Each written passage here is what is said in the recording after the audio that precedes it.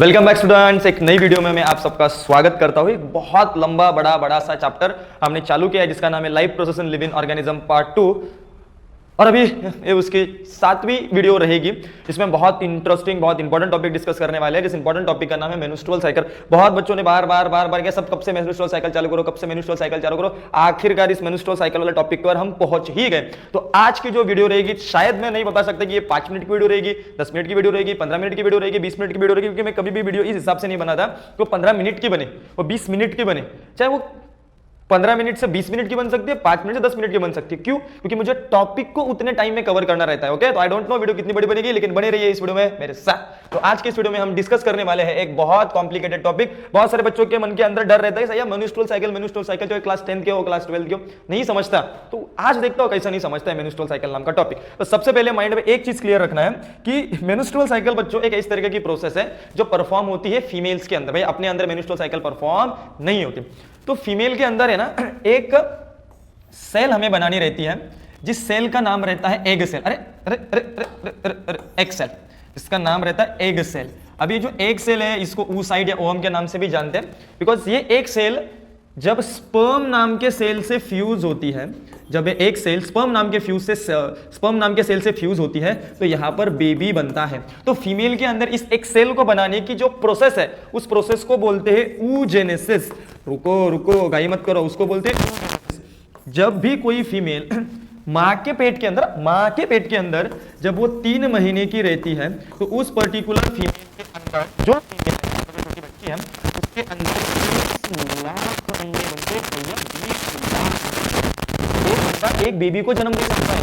20 लाख अंडे बने, ऐसा तो नहीं हो सकता कि 20 लाख बेबी को जन्म देगा। ओके, जब वो फीमेल 3 महीने से बर्थ के कंडीशन में आती है, ओके, मतलब जब वो प्रेग्नेंट लेडी के अंदर जो बेबी है उसकी बर्थ होगी तब उस फीमेल के अंदर बचते हैं सिर्फ 10 लाख एग। मतलब जो बच्चे भी पैदा हुए उसके अंदर 20 लाख से कितने बचे? खाली 10 लाख। और जो बाकी के 10 लाख डिस्ट्रॉय हुए उस प्रोसेस को बोलते हैं आट्रेशिया। तो आट्रेशिया एक इस तरीके की प्रोसेस है जिस प्रोसेस में एग का किलिंग होता है। ओके, तो बच्ची जब 3 महीने की थी तो उसके अंदर 20 लाख अंडे बने, जब उसका जन्म हुआ तो उसके अंदर 10 लाख अंडे बने, और उसके बाद जब वो 14 साल की होती है, अभी यहां पर 14 साल का मीनिंग रहता है प्यूबर्टी। जब वो फीमेल सेक्सुअली मैच्योर होती है तो भैया उस फीमेल के अंदर बचते सिर्फ 60,000 अंडे। तो कहा 20 लाख, कहा 10 लाख और कहा 60,000, तो उसको बोलते प्यूबर्टी है ना। 14 साल की उम्र में एक फीमेल सेक्सुअली मैच्योर होती है, उसके अंदर ये जो 60,000 अंडे हैं ये 60,000 अंडे रह जाते हैं। लेकिन यहां पर एक ट्विस्ट है। वो ट्विस्ट ये है, बेसिक से बता रहा हूं एकदम, कि वो 60,000 अंडे अभी वो 14 साल के लड़की के अंदर बचे वो सारे के सारे अनमैच्योर्ड एग है। Sir what is the meaning of unmature egg? Unmature egg का मीनिंग रहता है ऐसे अंडे जिनके साथ अगर तुम स्पर्म भैया को फ्यूज करोगे तो इनके मिक्सचर के बाद बेबी पैदा नहीं होगा। तो 60,000 क्या 60 करोड़ भी अगर ऐसे अंडे उस फीमेल के अंदर रहेंगे जिसका फर्टिलाइजेशन के बाद अगर बेबी पैदा नहीं होता तो बच्चों उस एक का कोई भी काम नहीं है, वो 60 करोड़ क्यों ना हो। तो हमें करना क्या है, अभी जो 14 साल की लड़की है या फिर 13 साल की लड़की है जिसके अंदर ये 60,000 अनमैच्योर्ड एग है, उस अनमैच्योर्ड एग को अपने को मैच्योर्ड करना रहता है। मैच्योर करना रहता है मतलब उसके अंदर कुछ इस तरीके के चेंजेस करने रहते हैं जिससे कि अगर आप उसको स्पर्म के साथ फ्यूज करो तो उससे क्या पैदा हो सकता है? बेबी पैदा हो सकता है। तो जब तुम इस 60,000 अंडे में से एक अनमैच्योर्ड एग का कन्वर्जन करते हो मैच्योर्ड एग में, उस प्रोसेस को बच्चों बोलते हैं मेन्स्ट्रुअल साइकिल। तो यही तो दिक्कत है कि मेन्स्ट्रुअल साइकिल का मीनिंग ही नहीं समझता। बहुत सारे बच्चे क्या बोलते हैं, मेन्स्ट्रुअल साइकिल मतलब वजाइना से खून निकलना, एंडोमेट्रियम टूटी है और उसके वजह से ब्लीडिंग होता है, खून निकलता है, उसको बोलते हैं मेन्स्ट्रुअल साइकिल। गलत, वो मेन्स्ट्रुअल साइकिल का एक पार्ट है। मेन्स्ट्रुअल साइकिल मतलब क्या? अनमैच्योर एग को मैच्योर करने की प्रोसेस। और जब ये प्रोसेस चालू रहती है तो उसमें से 5 दिन ऐसे रहते हैं जब ब्लीडिंग होता है। भैया तुम ब्लीडिंग को मेन्स्ट्रुअल साइकिल से कंपेयर मत करो। ब्लीडिंग रहती है 5 दिन की और मेन्स्ट्रुअल साइकिल रहती है 28 दिन की। तो यही एक दिक्कत रहती है जिसके वजह से बच्चों को मेन्स्ट्रुअल साइकिल नहीं समझते। तो इसलिए सबसे पहले वो क्लियर किया कि मेन्स्ट्रुअल साइकिल क्या, अभी जैसे मैंने आपको ये क्लियर किया कि अनमैच्योर एग को मैच्योर करने की प्रोसेस मतलब मेंस्ट्रुअल साइकिल, तो आपके दिमाग में ये समझ में आ गया कि अपना जितना भी प्रोसेस आगे हम परफॉर्म करेंगे 28 दिन में, या फिर जितनी भी प्रोसेस हम यहाँ पर सीखेंगे मेंस्ट्रुअल साइकिल में, वो सारी प्रोसेस एक ही पॉइंट से रिलेटेड रहेगी, जिसमें हम अनमैच्योर एग का कन्वर्जन किसमें करने वाले हैं, मैच्योर एग में करने वाले। तो बहुत सारे लड़कियों के और लड़कों के अंदर भी ये ना एक मिसअंडरस्टैंडिंग रहती है, भैया मेंस्ट्रुअल साइकिल बहुत गलत प्रोसेस है, इसके वक्त तुम फूड को हाथ मत लगाओ, इसके बाद तुम किसी भगवान को हाथ मत लगाओ, कोई पवित्र प्रोसेस मत करो, ये मत करो, वो मत करो, तेल को हाथ मत लगाओ, मीट को हाथ मत लगाओ, मसाले को हाथ मत, बहुत सारी चीजें आपने देखी रहेंगी। कभी सवाल किया है क्यों ऐसा है कि भैया भगवान की मूर्ति को हाथ मत लगाओ, दिए को हाथ मत लगाओ, क्यों ऐसा है भैया? स्वयंपाक घर में इतने 27 दिन वो लड़की वो स्वयंपाक कर सकती है, अभी स्वयंपाक को मेरे को हिंदी वर्ड नहीं आ रहे हैं, ओके, वो क्या कर सकती है, भोजन में क्या बोल सकता हूँ इसको, खाना बना सकती है, ओके, लेकिन 5 दिन वो खाना नहीं बना सकती, क्यों? इतने सारे दिन वो पूजा कर सकती है, वो लक्ष्मी है, और 5 दिन वो लक्ष्मी नहीं है क्या? तो मैं आपको ना इसका एक क्लियर रीजन देता हूँ। इसके पहले ऐसा होता था कि प्रॉपर सैनिटरी पैक्स नहीं थे, और अगर प्रॉपर सैनिटरी पैक्स नहीं है तो बच्चों चांसेस है कि इन्फेक्शन फैल सकता है, और अगर इन्फेक्शन फैल सकता है तो फूड के जो खाने की चीजें हैं, मीट मसाला लोनसा तेल हलद, इसमें वो बैक्टीरिया जा सकते हैं, और अगर वो सारे परिवार के खाने में आएंगे तो इन्फेक्शन फैल सकता है। इसलिए वो जो पुरानी फीमेल्स थी, मतलब पुराने जमाने की फीमेल थी, उनको रसोई घर में जो स्टोर किए जाने वाले फूड आइटम्स है उनको टच करने से मना किया जाता था। लेकिन अभी तो सैनिटरी पैक है, अभी का कपड़े का यूज करते हो, तो अभी इन्फेक्शन फैलने का कोई चांस नहीं आएगा। तो अगर कोई फीमेल प्रॉपर हाइजीन फॉलो करती है तो उसको ये चीजों को फॉलो करने की कोई जरूरत नहीं। और दूसरी चीज जो बोलते हैं अपवित्र है, अपवित्र है, अरे मेरे बच्चों मेरे को एक चीज बताओ, जो बोलते हैं मेंस्ट्रुअल साइकिल एक अपवित्र प्रोसेस है, अपना जरा दिमाग लगाओ कि ये एक तरीके की प्रोसेस है जिस प्रोसेस के वजह से नया बच्चा जन्म लेता है। तो अगर किसी नए बच्चों को तुम जन्म दे रहे हो जिस प्रोसेस की मदद से, वो प्रोसेस अपवित्र कैसे हुई? असम में एक मंदिर है जिस मंदिर का नाम है कामाख्या देवी temple.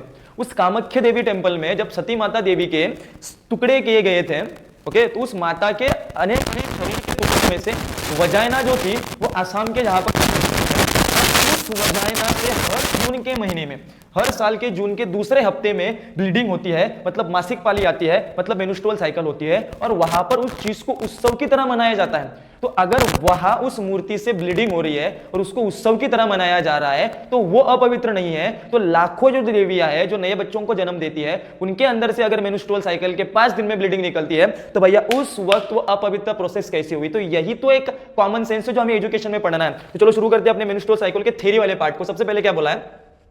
Female reproductive system undergoes some changes at a puberty and those changes repeated at interval of every 28 to 30 days. Such repetitive changes called as menstrual cycle. First sentence में उन्होंने क्या कवर किया कि फीमेल की जो body है, अभी female female की जो बॉडी है, उस फीमेल के बॉडी के अंदर कुछ ऑर्गन ऐसे रहते हैं जिनमें हर महीने में कुछ चेंजेस आते हैं। तो ऐसे 2 ऑर्गन है, एक तो है ओवरी और दूसरा है यूटेरस। भैया बने रहो, मैं नहीं जानता कितना बड़ा वीडियो होगा, ओके, रैंडमली शूट कर रहा हूं। तो अगर मैं यहां पर ओवरी को ड्रॉ करता हूं तो हर महीने में इस ओवरी के स्ट्रक्चर में चेंजेस आएगा। और अगर मैं यहां पर यूटेरस भैया को ड्रॉ करता हूं, रुको, यूटेरस भैया को अगर मैं यहां पर ड्रॉ करता हूं, यूटेरस भैया को मैंने कर दिया यहां पर ड्रॉ, तो हर महीने उस यूटेरस नाम के ऑर्गन में भी क्या आने वाले हैं? चेंजेस आने वाले हैं, ओके। तो ये कुछ ऐसे ऑर्गन है जिनमें हर 28 से 30 दिन में चेंजेस आते हैं। अब ये चेंजेस क्या क्या आते हैं? सबसे पहले देखो, मेंस्ट्रुअल साइकिल जो है, उस मेंस्ट्रुअल साइकिल की जो शुरुआत है, ऐसे अगर पढ़ाऊंगा ना, ये नोट्स है, देखो ये है आपके नोट्स, इस नोट्स को आप फॉलो कर सकते हो, स्क्रीनशॉट निकाल सकते हो, कंसेप्ट में वहां पर दूसरे स्लाइड में पढ़ाने वाला, ओके। अभी देखो मेंस्ट्रुअल साइकिल बच्चों 4 फेज में डिवाइडेड है। कितने फेज में डिवाइडेड है? 4 फेज में। इस भैया को, यूट्रस भैया को हम करते हैं थोड़ा छोटा, और मैं यहाँ पर वो 4 फेजेस लिखता हूँ, ओके। अरे रुको, एक काम करते हैं, इसको डिलीट ही करते हैं और इसके जगह पर अच्छे से डायग्राम निकालते हैं। मान लो कि ये, अरे यार ये राखियों को क्या बोलूँ मैं, क्या हुआ मेरे को समझ में नहीं आ रहा। अरे ये है आपका यूटेरस भैया। कौन है? यूटेरस भैया। और इस यूटेरस भैया के अंदर खून से बनी हुई एक लेयर है, जिस थिक लेयर को हम बोलते हैं एंडोमेट्रियम। क्या बोलते हैं? एंडोमेट्रियम। और ये फीमेल का क्या है? यूटेरस। यहां से आ जाएगी वजाइना। तो जो फीमेल की मेंस्ट्रुअल साइकिल है, उस मेंस्ट्रुअल साइकिल को किया है, अरे यार उसको किया है 4 फेज में डिवाइडेड। जो फर्स्ट फेज है, उस फर्स्ट फेज को बोलते हैं menstrual phase, okay. Second phase को बोलते हैं proliferative phase, okay. Third phase को बोलते हैं ओव्यूलेटरी फेज, और फोर्थ फेज को बोलते हैं सिक्रीटरी फेज। और अगर तुम इन 4 फेजेस को समझते हो, इसका मतलब तुम मेंस्ट्रुअल साइकिल को कंप्लीट करते हो। स्टार्टिंग के कुछ ऐसे दिन रहते हैं, ओके। स्टार्टिंग के मेंस्ट्रुअल साइकिल के 1 से लेकर 5 दिन ऐसे रहते हैं जिसमें ये जो एंडोमेट्रियम नाम की लेयर है, वो एंडोमेट्रियम नाम की लेयर टूटती है।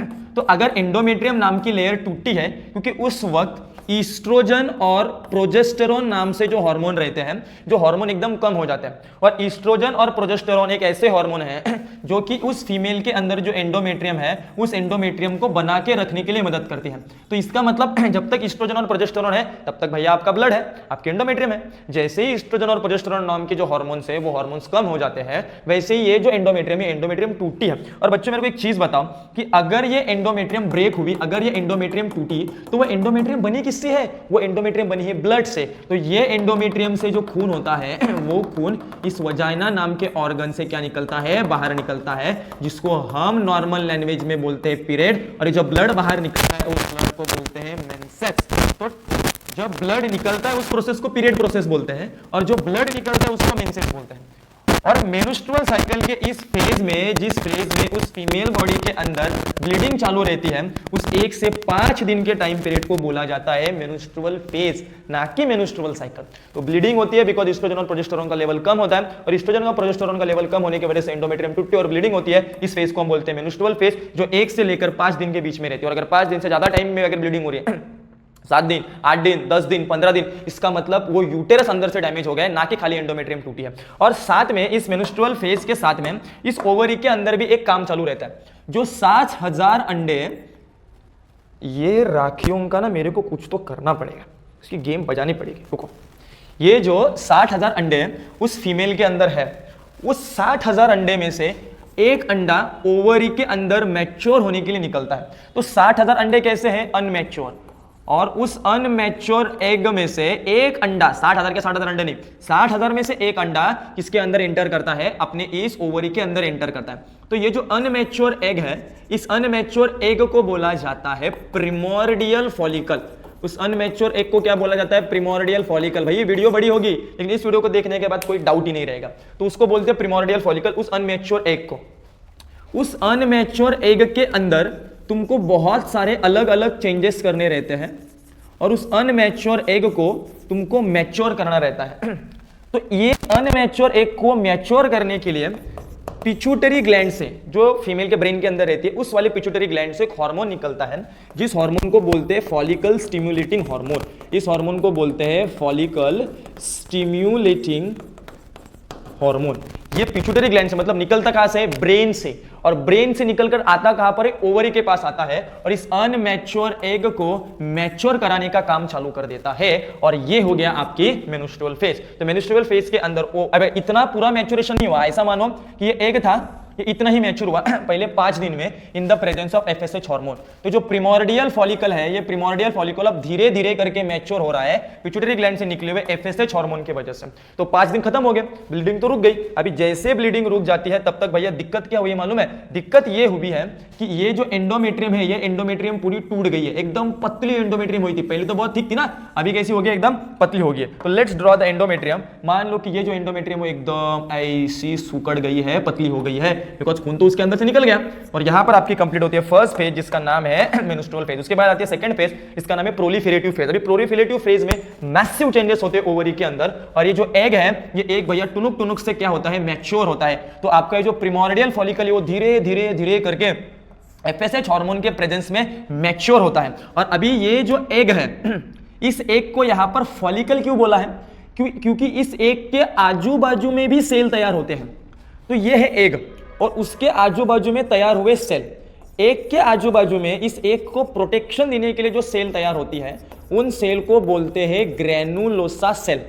तो यहां पर आपको क्या समझ में आता है कि एग है और प्लस उसके आजू बाजू में प्रोटेक्टिव सेल है, उस प्रोटेक्टिव सेल को आपने बोला ग्रेनुलोसा सेल। तो एग प्लस ग्रेनुलोसा सेल, इनको बोला जाता है फॉलिकल। क्या बोला जाता है? फॉलिकल। प्रिमोर्डियल मतलब क्या? शुरुआती का फॉलिकल। तो आप देख लो यहां पर सिर्फ एग नहीं है, उस एग के अंदर एग के बाहर बहुत सारे प्रोटेक्टिव सेल की कवरिंग्स है, और उस प्रोटेक्टिव सेल के कवरिंग को हम बोलते हैं ग्रेनुलोसा सेल। तो एक प्लस प्रोटेक्टिव कवरिंग सेल को हमने बोला फॉलिकल। फिर से एक बार वीडियो देखो, यही रिपीट करो, समझ में आ जाएगा। तो ये अनमैच्योर प्रिमोर्डियल फॉलिकल था, वो अभी एफएसएच हार्मोन की वजह से बन गया है मैच्योर, और मैच्योर फॉलिकल को हम नाम देते हैं ग्राफाइन अरे अरे ग्राफाइन फॉलिकल। तो भैया रिपीट करो। अनमैच्योर एग को या फिर अनमैच्योर फॉलिकल को हमने नाम दिया प्रिमोर्डियल फॉलिकल, जो कि एफएसएच हार्मोन के अंडर मैच्योर बना, और मैच्योर वाले फॉलिकल को हमने क्या बोला, ग्राफाइन फॉलिकल। तो 6 दिन से मतलब मेन्स्ट्रुअल साइकिल खत्म होने के बाद ये मेन्स्ट्रुअल फेज खत्म होने के बाद ये प्रोसेस चालू होती है, जिसको लगते हैं 6 से 13 दिन। तो टोटल मेन्स्ट्रुअल साइकिल कितनी दिन की, 28 दिन की। 13 दिन खत्म हो गए।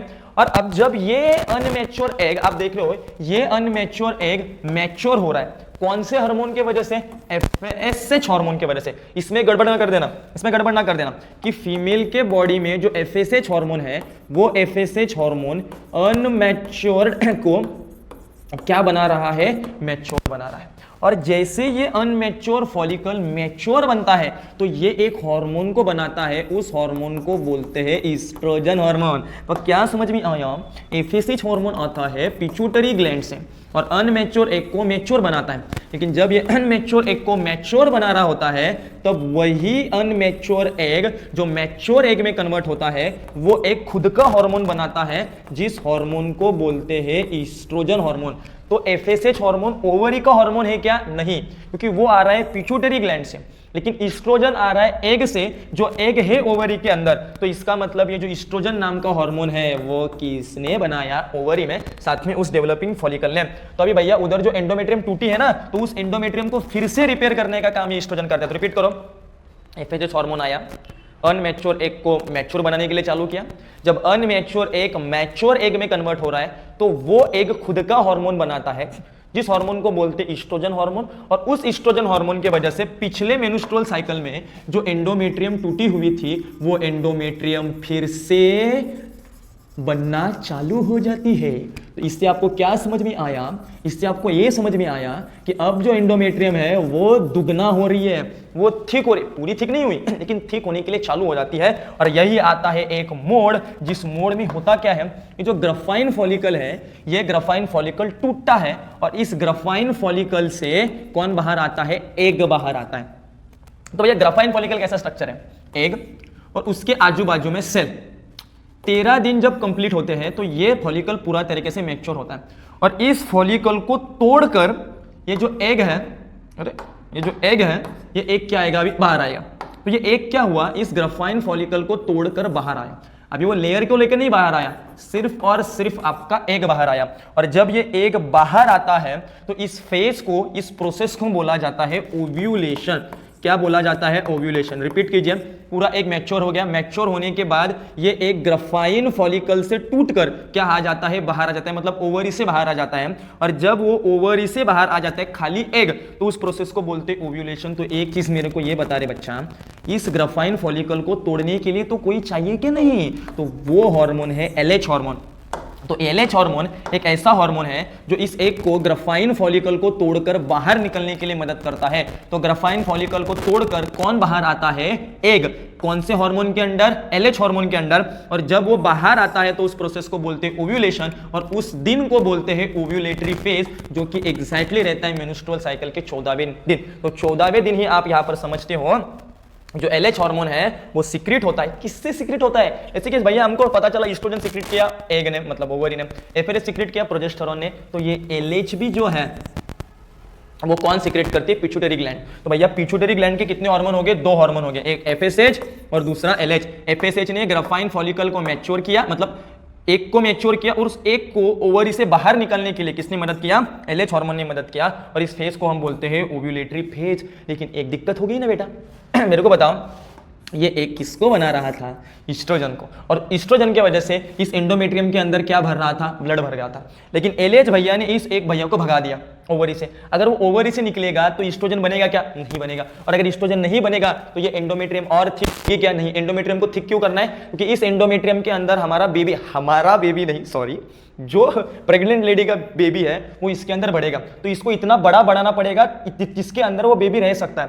लेकिन 14वें दिन तक ये इतना बड़ा नहीं हुआ है, तो इसमें करेंगे क्या, तो इसमें अभी देखो भैया शेर बुड्ढा हो गया है लेकिन शिकार करना नहीं भूला। अभी मेरे को बताओ, ये एक यहां से निकल गया, ओके, एक तो निकलने दो, लेकिन एक निकलने के बावजूद भी उसके अंदर ये प्रोटेक्टिव कवरिंग बची है ना। कौन से सेल की प्रोटेक्टिव कवरिंग बची है? ग्रेनुलोसा सेल की प्रोटेक्टिव कवरिंग बची है। तो ये एक तो यहां से निकल जाता है, लेकिन ये जो ग्रेनुलोसा सेल की प्रोटेक्टिव कवरिंग है, वो ग्रेनुलोसा सेल की प्रोटेक्टिव कवरिंग उस ओवरी के अंदर है, खाली एक निकल गया है। ग्रेनुलोसा सेल्स की प्रोटेक्टिव कवरिंग वहां पर प्रेजेंट है, और जब एक निकल जाता है तो इस ग्राफाइन फॉलिकल को हम बोलते हैं कॉर्पस ल्यूटियम। और यही बच्चों को समझ में नहीं आता कि सर कॉर्पस ल्यूटियम किसको बोले? कॉर्पस ल्यूटियम किसको बोलने का? एग, और एग के आजू बाजू में अगर प्रोटेक्टिव कवरिंग है तो ये होता है डेवलप्ड ग्राफाइन फॉलिकल।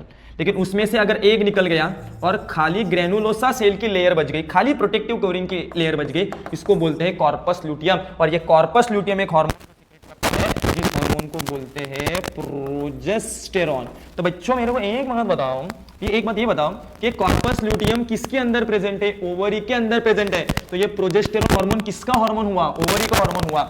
और ये आते आपके जब ये कॉर्पस ल्यूटियम अगले 14 दिनों तक कंटिन्यूअसली एक हार्मोन बनाता है, जिस हार्मोन का नाम है प्रोजेस्टेरॉन हार्मोन। और जो काम पहले एंडोमेट्रियम को थिक कराने का एस्ट्रोजन कर रहा था, वो काम उसका छोटा भाई प्रोजेस्टेरॉन कराता है। लेकिन काम नहीं रुकता, ये एंडोमेट्रियम कंटिन्यूअसली थिक होती जाती है। और ये जो फेज है ये लॉन्गेस्ट फेज है। क्यों लॉन्गेस्ट फेज है? क्योंकि ये आखिरी 14 दिन तक होती है। तो ये 14 और ये 14 कितना हुआ? 28 दिन हुआ। अभी मेरे को एक चीज बता, इस एंडोमेट्रियम को थिक बना क्यों रहे थे? ताकि उसके अंदर बेबी रहे। मेन्स्ट्रुअल साइकिल के 14वें दिन ही अपना ओवम बाहर निकल गया है, अपना एग बाहर निकल गया। एक जिंदा खाली कितने दिन रहता है? एक दिन। लेकिन इसने कितने दिन तक प्रोजेस्टेरॉन हार्मोन को बनाया? 14 दिन। ओके, तो इसका मतलब अब तक तो इस ओवम के अंदर फर्टिलाइजेशन होना चाहिए था, लेकिन फर्टिलाइजेशन नहीं हुआ। तो जिस वक्त ओवम के अंदर फर्टिलाइजेशन नहीं होता है, तब इस एंडोमेट्रियम का कुछ काम बचा क्या? कई का घंटा काम बचा इसका। तो अगर उसके अंदर कोई भी काम नहीं बचा, अगर उस पर्टिकुलर ओवम के अंदर प्रेगनेंसी नहीं हुई, तो इतनी मगजमारी जो की है उसका कुछ काम है क्या? नहीं। तो जब प्रेगनेंसी नहीं होती तो ये एंडोमेट्रियम अगले 14 दिन के बाद, मतलब टोटल मैच्योरेशन के 14 और सिक्रेटरी फेज के 14, मतलब 28 दिनों के बाद जो है ये पर्टिकुलर एंडोमेट्रियम का कुछ काम नहीं रहता। फिर ये कॉर्पस ल्यूटियम जो प्रोजेस्टेरॉन हार्मोन को बना रहा था, उसका भी कोई काम नहीं है। तो वो कॉर्पस ल्यूटियम प्रोजेस्टेरॉन हार्मोन को बनाना बंद करता है। और जब ये कॉर्पस ल्यूटियम प्रोजेस्टेरॉन हार्मोन को बनाना बंद करता है, तो उस कॉर्पस ल्यूटियम को हम बोलते हैं कॉर्पस अल्बिकन्स। तो कॉर्पस अल्बिकन्स मतलब जब कॉर्पस ल्यूटियम हार्मोन्स को बनाना बंद करेगा, तब उस कॉर्पस ल्यूटियम को हम बोलेंगे कॉर्पस अल्बिकन। और अगर प्रोजेस्टेरॉन हार्मोन कम हुआ, क्योंकि इसने अभी हार्मोन बनाना बंद कर दिया है, तो इस एंडोमेट्रियम को कौन मेंटेन करेगा? घंटा कोई मेंटेन करेगा। तो इसके अंदर कोई भी नहीं है जो अभी इस एंडोमेट्रियम को मेंटेन करेगा। तो दैट्स व्हाई ये एंडोमेट्रियम टूट जाती है, मतलब फिर से आपकी मेन्स्ट्रुअल फेज चालू हो जाती है। तो सारा जो है वो अभी रुको, अभी आपको समझ में आ रहा है सर पूरा 4 फेज खत्म हो गया। रुको, एक मोस्ट ब्रह्मास्त्र मारना बाकी है। तो यहां पर आपने देखा पिट्यूटरी ग्लैंड कोई हार्मोन को बनाता है और कोई हार्मोन बनाता है आपकी ओवरी।